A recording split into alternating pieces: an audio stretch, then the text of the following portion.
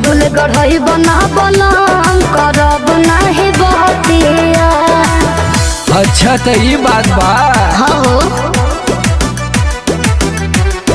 Rahul Rocky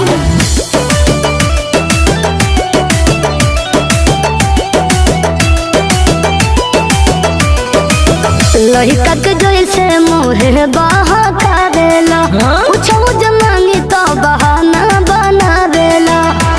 अरे सुना जाने मान का सुन अब ही खाली बाबा किट हमार बात मनाए धनिया लेके आए